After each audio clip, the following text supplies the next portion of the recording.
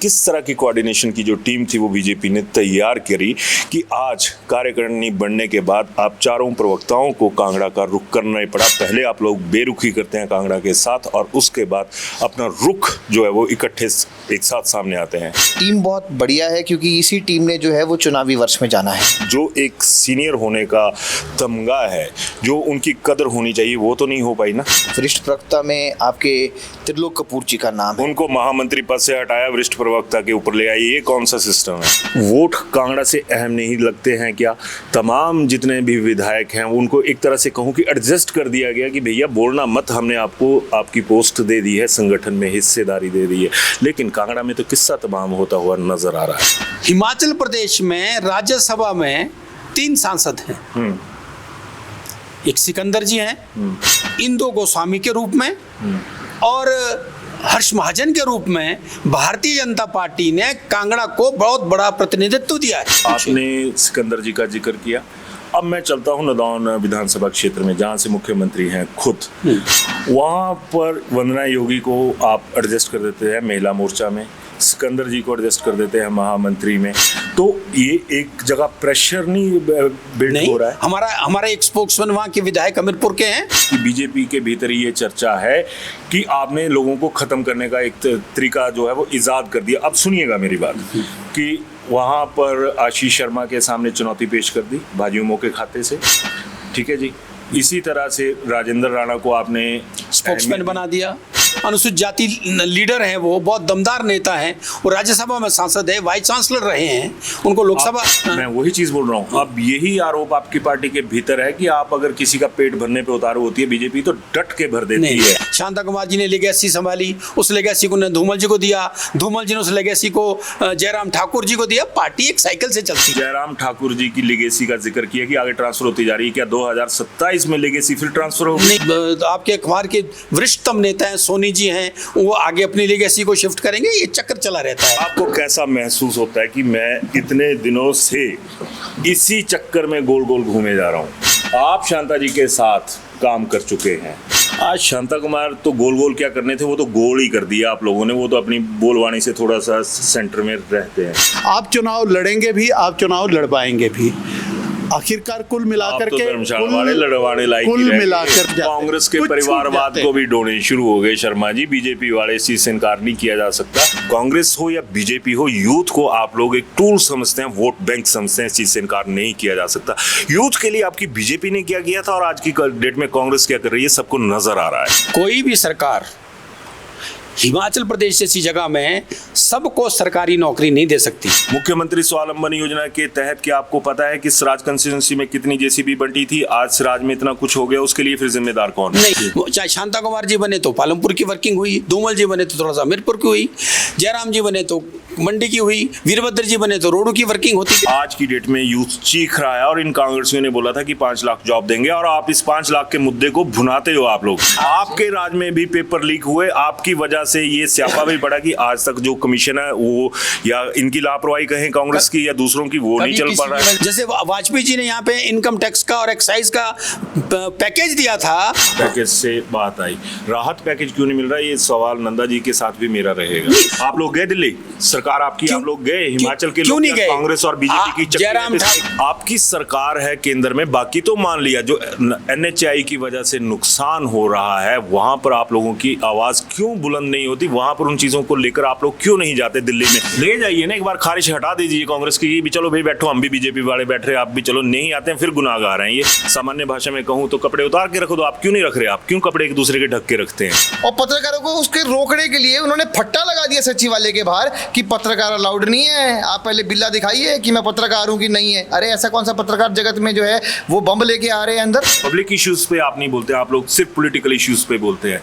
कांगड़ा में एयरपोर्ट विस्तारीकरण का मुद्दा, सरकार के पास पैसा है नहीं, दैट इज अनदर इशू। एक बीजेपी का नेता नहीं बोल रहा है कि आप लोगों को जो हजारों की आबादी डिस्टर्ब हो रही है उनका दुख नजर नहीं आता? भाई पवन काजल जी का मुंह यहाँ पर बंद है, फिर कौन सी बात करते हो? फिर ओबीसी फैक्टर नजर आता है ना आप लोगों को, पब्लिक फैक्टर नहीं नजर आता। भाई का बीजेपी का सपना भी था ना मंडी का बल में एयरपोर्ट बनाने का, वहां पे क्यों नहीं हुआ? फिर ये कांगड़ा हिट क्यों हो रहा है इस साल? महाराज देखिए शिवधाम बनाने का योजना भी था, वो भी पहाड़ आपने छील के रख दिया, उसके बाद हुआ कुछ नहीं। यही नारा तो 2017 में दिया था बीजेपी ने कि हम ऐसा मुख्यमंत्री दे रहे हैं जो अगले 15 साल चलेगा। चलेगा, 20 साल चलेगा। आपके तो 5 साल के बाद घुटने लग गए।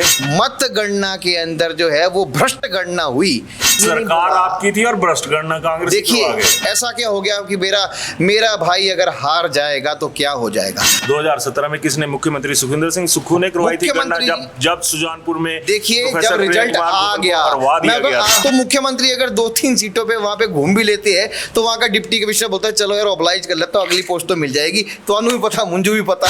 आप किस मुंह से भरोसा दिलाएंगे, सोशल मीडिया को आप भी हैंडल कर रहे हैं, किस मुंह से यूथ को बताएंगे कि आप हम पे भरोसा कर लो, कांग्रेसियों ने धोखा कर दिया। ये जो माइक आपने पकड़ा है, उन्होंने उसको स्वरोजगार, अगर मुख्यमंत्री जब चुनाव लड़ रहे थे अपने विधानसभा क्षेत्र के अंदर, आप ये मान करके चलिए अगर मीडिया साथ ना देता तो शायद वो हार रहे थे चुनाव।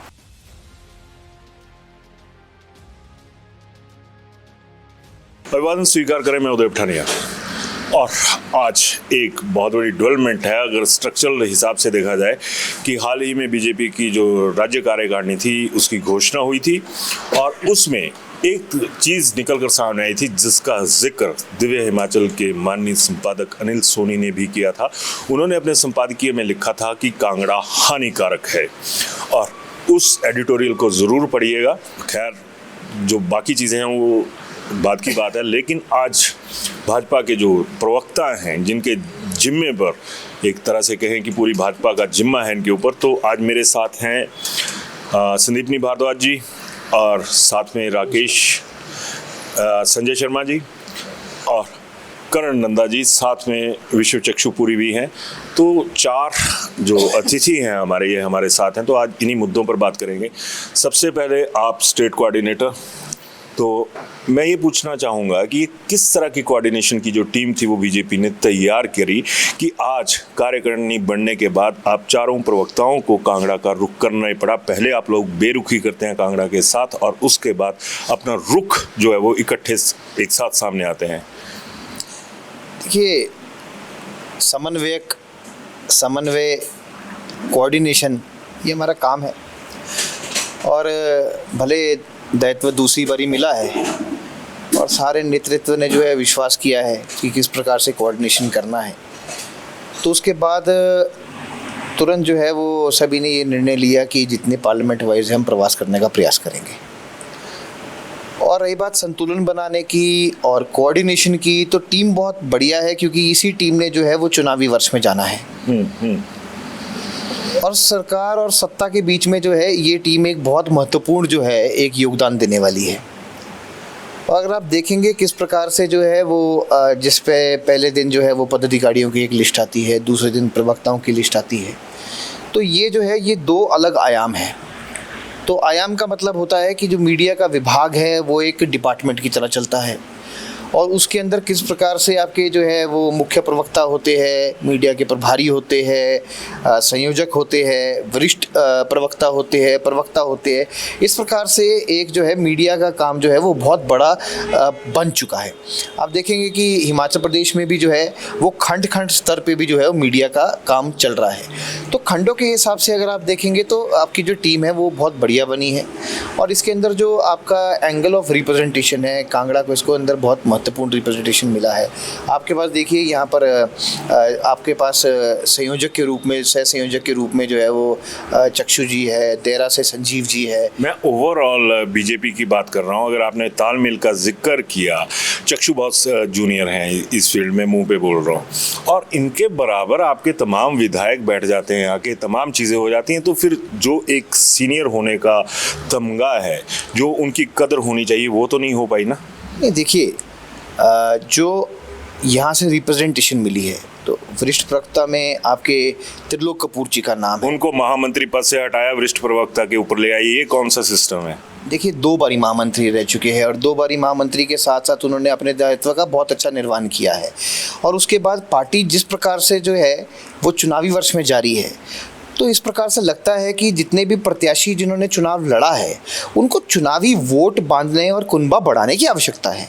तो कुनबा तब बढ़ेगा जब आप पार्टी के जो मेन स्ट्रीम से निकलकर आप एक आयाम और प्रकल्प में आते हैं, और प्रकल्प के बाद जो है आप जनता के साथ जुड़ते हैं। तो मेरे ख्याल से पार्टी का बहुत सुंदर निर्णय है, और उन्होंने भी उसका सराहना की है कि किस प्रकार से वो एक वक्ता बनकर वो जनता के साथ जुड़ेंगे, कार्यक्रमों में जाएंगे और घर घर जाएंगे, क्योंकि जब बूथ पे हम वोट लेंगे तभी चुनाव जीतेंगे। तो इस प्रकार की जो सोच है पार्टी की उत्तम है और अच्छी है, बहुत अच्छी। चलिए मान लिया कि स्रोतम है। अब संदीपनी भारद्वाज जी, स्वागत आपका कांगड़ा में। आप सोलन से कांगड़ा पहुंच गए। अभी नंदा जी ने बात करी कि एक तालमेल, आपको लगता है कि ये जो तालमेल है वो सही है? क्योंकि जब वोटों की ज़रूरत होती है, वोटों का जिक्र इन्होंने भी कर दिया, तो वोट कांगड़ा से अहम नहीं लगते हैं क्या?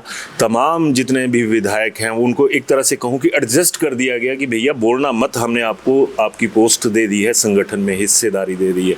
लेकिन कांगड़ा में तो किस्सा तमाम होता हुआ नजर आ रहा है। देखो, आपका सोचने का नज़रिया अलग हो सकता है। जी, जी, जी। और ऐसा नहीं है कि आपका अपना नज़रिया होगा। निश्चित रूप से आपके पास समाज से, क्षेत्र से इनपुट आता है, उसी को आप क्वेश्चन करने की कोशिश करते हैं, रिफ्लेक्ट करने की कोशिश करते हैं। लेकिन पार्टी भी एक योजनाबद्ध तरीके से आगे बढ़ती है। मैं उदाहरण के लिए आपके सामने बात रखना चाहता हूँ। हिमाचल प्रदेश भारतीय जनता पार्टी के लिए कांगड़ा कितना महत्वपूर्ण है, मैं 2 एग्जाम्पल से आपको कन्विंस करूँगा। जी।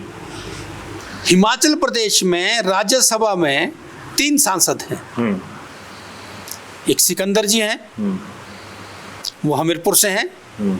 लेकिन कांगड़ा पार्लियामेंट से इंदो गोस्वामी के रूप में और हर्ष महाजन के रूप में भारतीय जनता पार्टी ने कांगड़ा को बहुत बड़ा प्रतिनिधित्व दिया है। जी। दूसरी बात, जब आप संगठन के विचार की बात करते हैं, 2 तरह की टीम काम करती है। एक होती है जो चुनावी वर्ष में चुनाव लड़ती है, एक टीम वो होती है जो उन चुनाव लड़ने वालों को चुनाव लड़वाती है। पार्टी योजना और स्ट्रेटेजी से आगे बढ़ती है। यहाँ कांग्रेस नहीं है कि 40 वाइस प्रेसिडेंट बना दिए, 40 जनरल सेक्रेटरी बना दिए, 40 सेक्रेटरी बना दिए। पार्टी का एक संविधान है, उस संविधान के तहत पार्टी उस प्रोटोकॉल को फॉलो करती है। उदाहरण के लिए हमने कांगड़ा में 3 उपाध्यक्ष दिए हैं महत्वपूर्ण। परमार जी हैं, उसके नाम राजीव भारद्वाज जी हैं, और हमारे ओबीसी लीडर हैं, विधायक हैं काजल जी, वो हैं। इसके अलावा अगर आप स्पोक्समैन की बात भी करो तो you see the highest representation of number of spokesman is from Kangra district. Okay. Rakesh Pathania 1 हैं, संजय शर्मा 2 हैं, राकेश जी 3 हैं, विनय जी 4 हैं, और अपना त्रिलोक कपूर जी 5 हैं। मैं वही बोलना चाह रहा हूं कि पार्टी अलग अलग तरीके से रिप्रेजेंटेशन देती है और क्षेत्र के हिसाब से उस अनुभूति को प्रदान करती है। उदाहरण के लिए शिमला जिला में लगभग 8 विधानसभा क्षेत्र हैं, मैं मात्र स्पोक्समैन हूँ पूरे जिला से। लेकिन आप ये सोचिए कि मैंने 5 गिन लिए। तो ऐसा नहीं है, पार्टी योजना से कुछ बातों को अपने तरीके से करती है। मैं आपके जवाब पे ही एक सवाल लेके आ रहा हूं। जी, आपने सिकंदर जी का जिक्र किया। अब मैं चलता हूं नदौन विधानसभा क्षेत्र में, जहां से मुख्यमंत्री हैं खुद।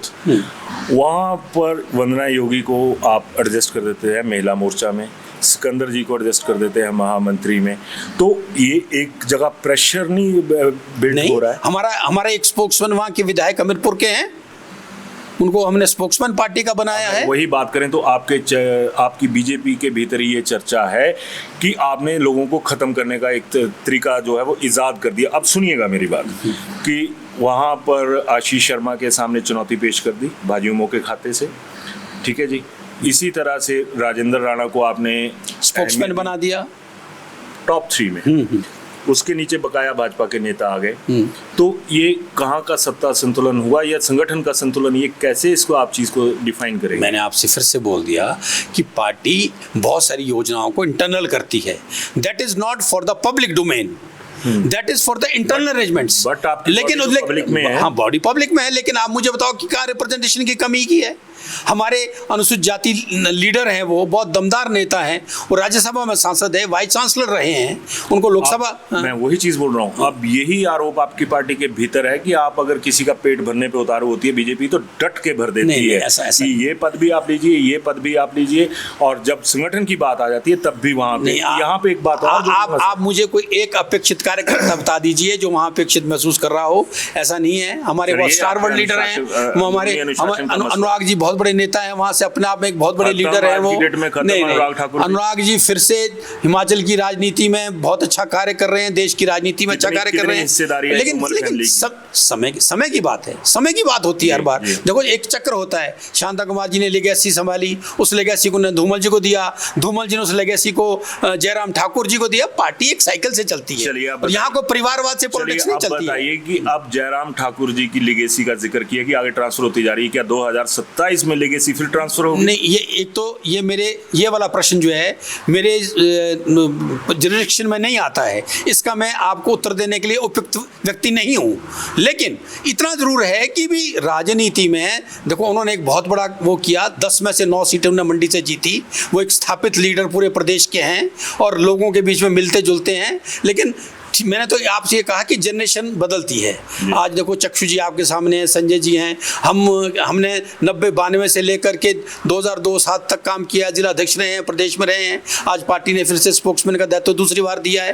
कहने का मतलब ये है कि ये चक्कर चलता है। आप भी अपनी जर्नलिज्म की लाइन में हैं, आपकी लेगेसी भी किसी को ट्रांसफर होगी। हमारे शिष्ट जो आपके अखबार के वरिष्ठतम नेता हैं, सोनी जी हैं, वो आगे अपनी लेगेसी को शिफ्ट करेंगे। ये चक्कर चला रहता है और चक्कर में जब कोई चीज डिलीवर होती है तो उसका विरोध भी कहीं ना कहीं छोटा मोटा होता है, लेकिन वो चंद दिनों का होता है, उसका समाधान भी निकल आता है। भारतीय जनता पार्टी चर्चा में विश्वास करती है, समन्वय में विश्वास करती है, वो चीजें आने वाले समय में ठीक होंगी। बिल्कुल। अब बात आ गई कि चक्कर की, समय चक्कर चलता है, लेकिन इस चक्कर में कुछ लोग ऐसे हैं जो कि एक ही जगह पर गोल गोल घूमते रहते हैं।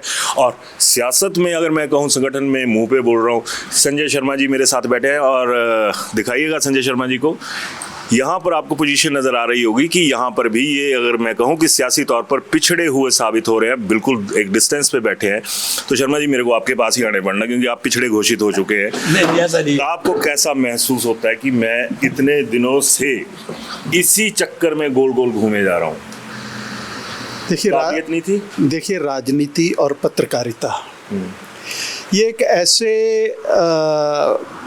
आप इसको चाहे व्यवसाय कह लीजिए, चाहे इसको आप व्यवसाय कहिए, क्योंकि जिस तरह से चलते हैं तो ये यहाँ गोल घूमना, चक्कर लगाना, परिक्रमा, ये हिस्सा है।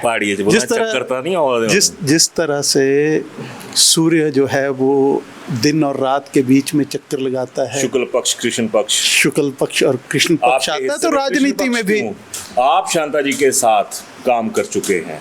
आप शायद यहाँ से उस दौर में, अभी भी आप यंग ही हैं, उस दौर में उनके साथ सत्ता का हिस्सा भी रहे, संगठन में भी सारी चीज़ें करते रहे।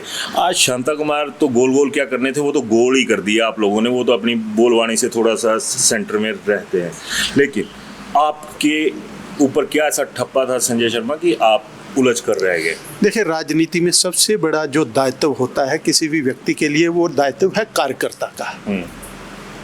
सबसे पहले अगर राजनीतिक दल में, चाहे भारतीय जनता पार्टी है या किसी और भी राजनीतिक दल की अगर हम बात करते हैं, तो सबसे पहला दायित्व आता है कार्यकर्ता।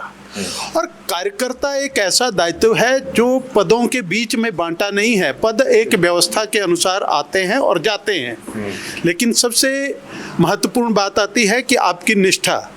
अगर आप किसी विचार के साथ जुड़े हो, उस विचार के साथ आपको जिम्मेदारियां मिलेंगी भी, आपसे जिम्मेदारियां जाएंगी भी। आप चुनाव लड़ेंगे भी, आप चुनाव लड़वाएंगे भी। आखिरकार कुल मिलाकर के हिमाचल प्रदेश के अंदर विधानसभा की 68 सीटें हैं। और हर किसी राजनीतिक दल के कम से कम भी अगर आप एक्टिव, जो आज के दौर में जिस तरह से राजनीति में एक उछाल उफान आया है, तो निश्चित तौर पे एक यूथ सबसे महत्वपूर्ण, आपके प्रश्न को मैं बाद में लूँगा, लेकिन सबसे महत्वपूर्ण जो युवाओं का रुझान जो राजनीति से उब रहा था, वो रुझान एक बार पुनः पैदा होना, यूथ की एक एक्टिव पार्टिसिपेशन राजनीति के अंदर आना, ये एक शुभ संकेत है आने वाले समय के लिए। और उसके भीतर आप ये मान करके चलिए कि किसी भी विधानसभा क्षेत्र के अंदर आपके कोर जो कार्यकर्ता है, जो एक्टिविस्ट है, वो कम से कम भी 200 से अधिक होता है, और कुल मिलाकर के अगर आप टीम निकालें तो कम से कम भी 300 से 500 कार्यकर्ता की एक टीम रहती है। और उसमें ठीक है कि हर संगठन का अपना अपना एक दायरा है, अपनी अपनी सोच है, उसी सोच के अनुसार कुछ लोग अपने परिवार को ढोते हैं, कुछ कार्यकर्ताओं को ढोते हैं, कुछ कार्यकर्ता चुनाव की राजनीति में आते हैं, अब तो कांग्रेस के परिवारवाद को भी ढोने शुरू हो गए शर्मा जी। बीजेपी वाले इस चीज से इनकार नहीं किया जा सकता। आपने कहा कि चुनाव कोई लड़वाता है, कोई लड़ता है, तो धर्मशाला में तो आप चुनाव लड़वा रहे हैं। आप सीनियर मोस्ट थे, यंगस्टर फौज में देखा जाए तो विश्व चक्षु भी दौड़े हुए थे। राकेश शर्मा जी जिनका फट्टा एक सीट पे लगा हुआ, आज वो गायब है यहाँ से, उन्होंने भी इसमें आना था। खैर, संदीपनी जी आपके पास आ रहा हूँ। उन्होंने यूथ का जिक्र किया। कांग्रेस हो या बीजेपी हो, यूथ को आप लोग एक टूल समझते हैं, वोट बैंक समझते हैं, इस चीज से इनकार नहीं किया जा सकता। यूथ के लिए आपकी बीजेपी ने क्या किया था और आज की डेट में कांग्रेस क्या कर रही है, सबको नजर आ रहा है। कैसी बात कर दी आपने कि भारतीय जनता पार्टी ने यूथ के लिए क्या नहीं किया। क्या किया, मैं आपको बताता हूँ। हिमाचल प्रदेश की बात करता हूँ मैं, देश की बात तो बहुत लंबी चौड़ी है। हिमाचल प्रदेश ने, जयराम जी ने मुख्यमंत्री स्वावलंबन योजना शुरू की जी। कोई भी सरकार हिमाचल प्रदेश जैसी जगह में सबको सरकारी नौकरी नहीं दे सकती, लेकिन वो नौकरी के आयाम खड़ा कर सकती है, उनको सेल्फ एम्प्लॉयमेंट द्वारा, बहुत सारी इंडस्ट्रीज को लाने के द्वारा। लेकिन जो इस सरकार ने किया है, जो वो सेल्फ हेल्प ग्रुप की प्लानिंग थी या मुख्यमंत्री स्वावलंबन योजना की बात थी, इस सरकार ने आके तो खत्म कर दी। नहीं तो जयराम जी के समय में बाकायदा 25% का जो है वो कैपिटल सब्सिडी मिलता था। आप गाड़ी ले लो, आप जेसीबी ले लो, आप मकान वो करो। This was the indirect employment. अब मैं उसी यही यूथ के लिए प्रकल्प ही यही है। प्रकल्प की बात कर रहा हूँ। इसमें आप लोगों ने करी जेसीबी की बात। मुख्यमंत्री स्वावलंबन योजना के तहत क्या आपको पता है कि सिराज कंस्टिट्यूंसी में कितनी जेसीबी बंटी थी? आज सिराज में इतना कुछ हो गया, उसके लिए फिर जिम्मेदार कौन है? नहीं, तो ये आरोप तो कभी भी कोई मुख्यमंत्री होता है, कोई न कोई आरोप उसकी अपनी कॉन्स्टिट्यूंसी को लेकर लगता है, नंबर एक। दूसरी बात होती है कि जब मुख्यमंत्री होता है, मुझे ये बात को एडमिट करना पड़ेगा, कंपेरेटिवली बाकियों विधायकों के मुकाबले में उसके क्षेत्र में बेटर रिजल्ट्स रहते हैं, because he is a chief minister. चाहे शांता कुमार जी बने तो पालमपुर की वर्किंग हुई, धूमल जी बने तो थोड़ा सा हमीरपुर की हुई, जयराम जी बने तो मंडी की हुई, वीरभद्र जी बने तो रोडू की वर्किंग होती थी। This is human natural philosophy. लेकिन जहां तक आप मैं आपको जेसीबी का, मैं आपको आरटीआई से आप जानकारी निकाल दीजिए। सबसे ज्यादा अगर जेसीबी के लिए मुख्यमंत्री स्वावलंबन योजना में फंड आया है तो डीसी शिमला ने दिया है। I am evidence to it. कोई 20 लोगों की मदद तो मैंने की है। मेरी जानकारी गलत, आप आरटीआई से पता कर ले। नहीं, माफी का विषय नहीं हमारा। आपने मेरे परसेप्शन कोई तो हम रूल आउट करने के लिए बैठे हैं यहाँ। आप मेरे से प्रश्न करेंगे, मैं उसका उत्तर दूंगा। आप उसको उत्तर से कन्विंस्ड होंगे, आप बोलेंगे संदीप जी आप ठीक बोल रहे हैं। नहीं कन्विंस्ड होंगे, आप बोलेंगे मैं सहमत नहीं हूं आपसे। भारद्वाज जी, मैं वही चीज लगाऊं बोलने कि आज की डेट में यूथ चीख रहा है और इन कांग्रेसियों ने बोला था कि 5 लाख जॉब देंगे, और आप इस 5 लाख के मुद्दे को भुनाते हो आप लोग। और उस भट्टी में जो लकड़ी है ना, वो यूथ की है, इस चीज से इनकार नहीं कर सकते। आपके राज में भी पेपर लीक हुए, आपकी वजह से ये स्यापा भी पड़ा कि आज तक जो कमीशन है वो, या इनकी लापरवाही कहें कांग्रेस की या दूसरों की, वो नहीं चल पा रहा है। वजह से स्यापा नहीं पड़ता। अगर आदमी मानसिक रूप से स्वस्थ हो और उसको लगता है कि इस विभाग में गलती हुई है, तो वो आज को उन लोगों को आफ्टर द बार करते। चुनाव के समय में बोलने की बात कुछ और होती है, लेकिन सत्ता के बाद आने के बाद उसकी चीज़ें कुछ और होती है। अगर सबऑर्डिनेट सेक्शन बोर्ड में घोटाले हुए होते तो उस समय के अधिकारी और समय के लोग आज आफ्टर बार्स होते, लेकिन ऐसा नहीं है। बोलने के लिए आरोप कुछ भी लगा दीजिए, कोई भी बोल देगा। लेकिन मैंने तो आपको बोला कि मेरा मानना ये है, अगर आप मेरे से इंडिपेंडेंटली पूछो जी, हिमाचल प्रदेश को सेल्फ 2-3 चीज़ें बुला सकती हैं। यहाँ का टूरिज्म, यहाँ का हॉर्टिकल्चर और यहाँ का इको फ्रेंडली वर्किंग को आगे बढ़ाना। और इसमें देखो, जयराम जी के समय में कितने ब्रेड एंड ब्रेकफास्ट के सेटअप्स खड़े हुए, कितने जो छोटे छोटे जो है लोगों ने 4-4 कमरों में विलेजेस में, गांव में अपने उन्होंने वो बनाए। वो ब्रेकफास्ट का आपने जिक्र कर दिया, जो होम स्टे योजना थी, मैं उसी की बात कर रहा हूं। तो क्यों नहीं उनका जिक्र किया? आप इस तरीके से जब चीजें चलती हैं, मैं यही बोल रहा हूँ। मैं ब्रेड एंड ब्रेकफास्ट की बात भी कर रहा हूँ, मैं होम स्टेज की बात भी कर रहा हूँ। शिमला जिला में तो मैं आप मुझे यहाँ धर्मशाला का बहुत जानकारी नहीं है। शिमला, मंडी, कांगड़ा में और कुल्लू वाले एरिया में तो ये ब्रेड एंड ब्रेकफास्ट और ये होम स्टेज का इतना प्रचलन हुआ है कि मैं जिम्मेदार जमींदार हूँ, मैं फार्मर हूँ, मेरा सीजन टाइम है, वो 3 महीने के लिए मेरा जो वो ग्रेडिंग पैकिंग हाउस है वो जो है पैकिंग के काम आता है। आगे पीछे 4 महीने में उसमें कमरे कन्वर्ट करके मैं लोगों को उसमें जो होम स्टे बना रहा हूँ, एंड पीपल आर अर्निंग, वो कमा रहे हैं, घर बैठ के कमा रहे हैं। वो यही कंसेप्ट है जो आपको ऐसे आ गए प्रदेश में, आप बीजेपी और कांग्रेस वालों की वजह से कि घर बैठ के कमा लो, सरकार की तरफ देखना छोड़ दो, क्योंकि ऐसे हालात साबित कर चुके हैं आप लोग। ये उसका कारण ये नहीं है मेरे मित्र, उसका कारण ये है कि पूरे देश में अगर देखो हमारी प्रॉब्लम हिमाचल में यही है कि हम इंडस्ट्रियलाइजेशन का फोकस नहीं कर पा रहे हैं। आदरणीय नड्डा जी ने मेडिकल हब क्रिएट करने के लिए पैसे दिए, वो पैसे इन्होंने वापस कर दिए, टेंडर नहीं आज तक कर पाए। हमको जब तक यहाँ पे इंडस्ट्री नहीं आएगी, यहाँ पे एम्प्लॉयमेंट नहीं आएगा, फॉर इंडस्ट्री हमको विजन बड़ा करना पड़ेगा। जैसे वाजपेयी जी ने यहाँ पे इनकम टैक्स का और एक्साइज का पैकेज दिया था, इतनी सारी इंडस्ट्री आई, कितना लोगों का लाभ मिला। रोक रहा हूँ, पैकेज से बात आई, राहत पैकेज क्यों नहीं मिल रहा, ये सवाल नंदा जी के साथ भी मेरा रहेगा। नहीं, राहत किसने बोलते राहत पैकेज नहीं मिल रहा? आप लोग गए दिल्ली, सरकार आपकी, आप लोग गए हिमाचल के क्यों लोग, नहीं गए? कांग्रेस और बीजेपी की चक्कर जयराम ठाकुर जी, जेपी नड्डा जी और सारे सांसद सारे मंत्रियों से मिले, प्रधानमंत्री से मिले, विषय को रखा और उन्होंने भरोसा नहीं दिलाया कि लगभग हिमाचल प्रदेश में, मैं फिगर वाइज अगर कोड करना है तो मुझे लगता है कि करण जी आपको स्पेसिफिक बोलेंगे, बिकॉज इनके पास स्पेसिफिक डिटेल्स और सब चीजें हैं। लेकिन डिजास्टर में जब तक स्टेट शेयर नहीं होगा, आपको वॉल्यूम में पैसा नहीं आएगा, और स्टेट शेयर देने की इनकी ताकत नहीं, इनके पास किराया तनख्वाह देने को पैसे नहीं है, पेंशन देने को। सर आप डिजास्टर, आप बहुत समझदार पत्रकार हैं, आप सर्च कर लीजिए पॉलिसी गवर्नमेंट ऑफ इंडिया की। डिजास्टर में 10% का स्टेट शेयर देना पड़ता है। जब आप स्टेट शेयर देंगे तो वॉल्यूम में पैसा आएगा, ये इनके कहाँ देने को तैयार है ये। उसके बावजूद भी जो स्टेट शेयर के अलावा जो सेंट्रल गवर्नमेंट की सीधी होती है वो प्रदेश में कितनी आई, वो आपको करण जी बहुत डिटेल में बताएंगे। ठीक है, मैं करण जी के पास जाता हूँ। करण जी, थोड़ा सा आगे आना पड़ना आपको कि ये जिस तरह से जिक्र हो रहा है, बाकी छोड़िए, एनएच ने तबाह करके रख दिया पूरे स्टेट को। आप कुल्लू जितने भी एनएच वगैरह चले हैं, आपकी सरकार है केंद्र में, बाकी तो मान लिया, जो एनएचआई की वजह से नुकसान हो रहा है वहां पर आप लोगों की आवाज क्यों बुलंद नहीं होती? वहां पर उन चीजों को लेकर आप लोग क्यों नहीं जाते? दिल्ली में कांग्रेस कहती है कि आप आइए हमारे साथ चलिए। आप लोगों की जो एक कहें ना कि एक पहाड़ी में शब्द आता है कि शरीकों की तरह आप आपस में एक तरह की खुन्नस रख रहे हैं, तो काहे की कांग्रेस, काहे की बीजेपी, जब आपने अपने ही स्कोर सेटल करने हैं? देखिए, ऐसा है कि जिस व्यक्ति की आप बात कर रहे हैं कि जो बार बार बोलते कि आप साथ चलिए, जो एक मंदिर जो सदन है, सदन के अंदर ही खड़े होकर झूठ बोल देते, तो उनके ऊपर विश्वसनीयता जो खत्म हो चुकी है। ले जाइए ना, एक बार खारिश हटा दीजिए कांग्रेस की भी, चलो भाई बैठो, हम भी बीजेपी वाले बैठ रहे हैं, आप भी चलो, नहीं आते हैं फिर गुनाहगार हैं, ये कर दो इनको। अगर मैं सामान्य भाषा में कहूँ तो कपड़े उतार के रखो, तो आप क्यों नहीं रख रहे? आप क्यों कपड़े एक दूसरे के ढक के रखते हैं? देखिए, हम बिल्कुल तैयार हैं। आप अगर मानेंगे तो मुख्यमंत्री जी जाते हैं और वो मिलने का प्रयास करते हैं, तब कोई इन्फॉर्मेशन नहीं आती है। उसके उपरांत जो है हमें जाना पड़ता है, क्योंकि मुख्यमंत्री तो दौड़ जाते हैं।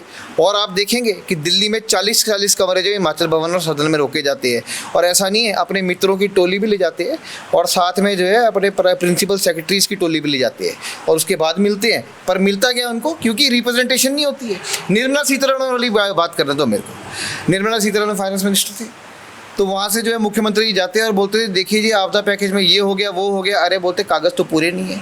अरे आप कागज़ ही भूल जाते हैं, कागज़ ही पूरे नहीं करते, परमाणु के नीचे आपके कागज़ गोल हो जाते हैं और यहाँ आके आपके मुंह खुल जाते हैं। उसके उपरांत चलो विक्रमादित्य की बात करते हैं। कम से कम चलो ये तो बता देता है कि प्रधानमंत्री ग्राम सड़क योजना के अंदर पैसे कितने आए हैं।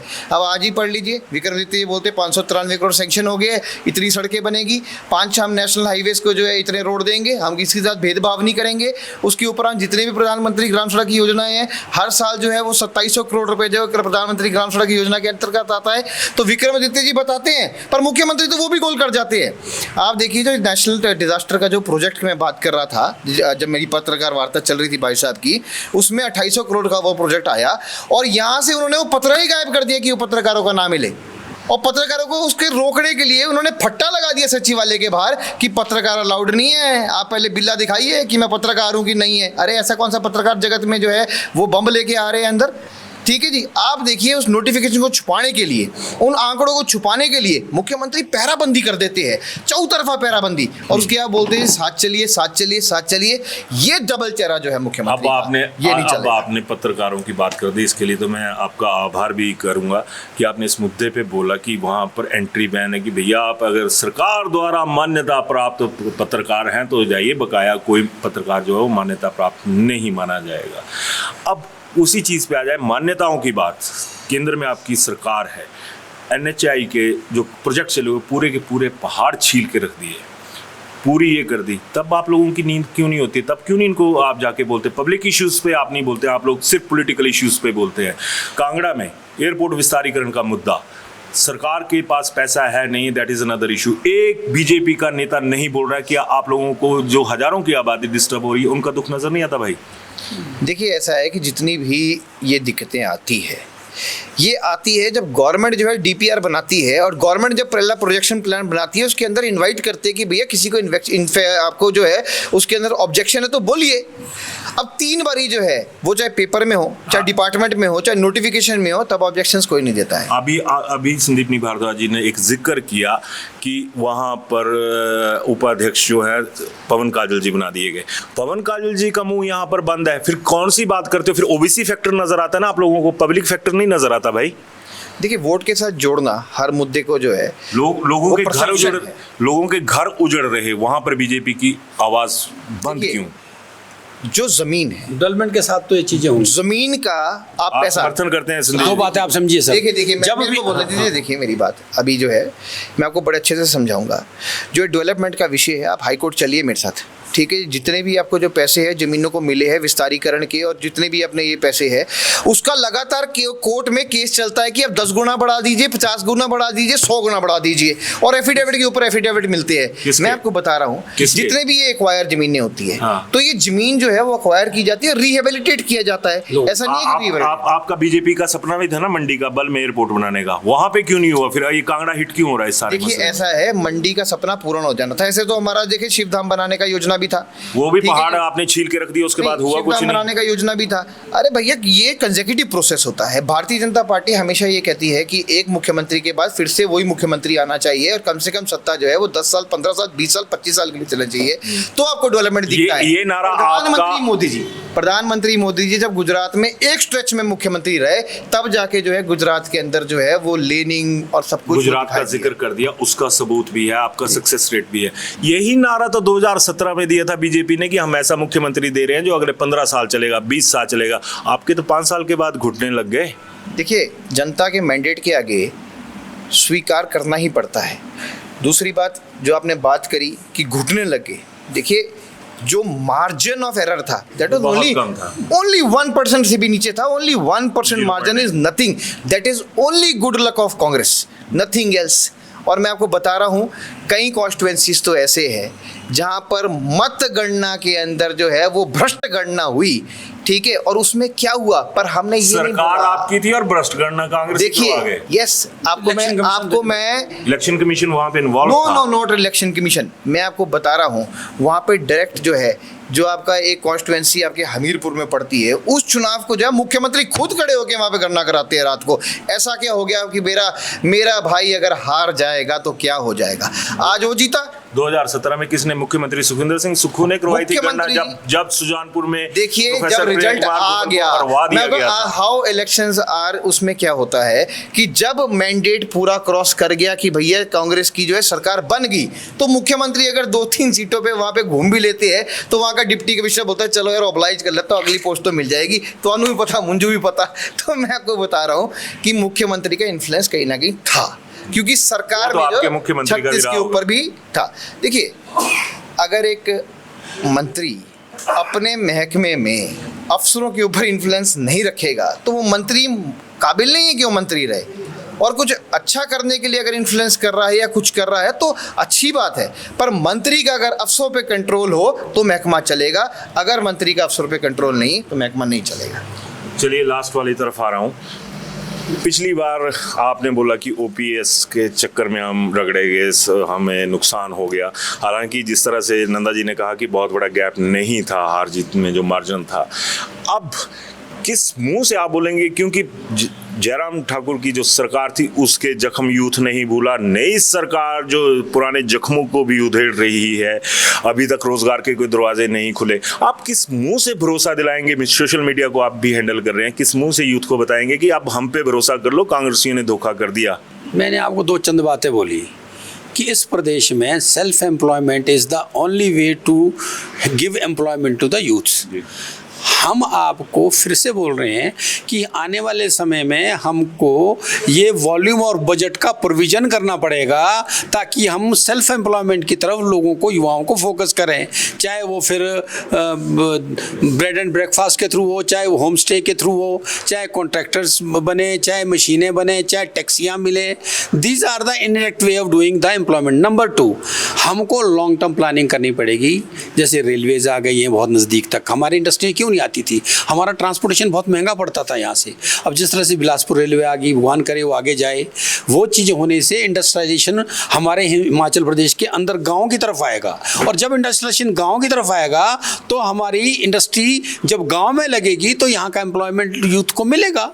तो हमको फोकस प्लान करना पड़ेगा, और आने वाले समय में चुनाव के हम क्या मैनिफेस्टो प्लान करेंगे, क्या हाई कमांड हमको पहले कंफर्म करता है कि हम स्टेट को ये पैकेज दे सकते हैं, ये बहुत जल्दी अभी बोलना। लेकिन self employment is the only solution. सरकारी नौकरियां कोई नहीं दे सकता।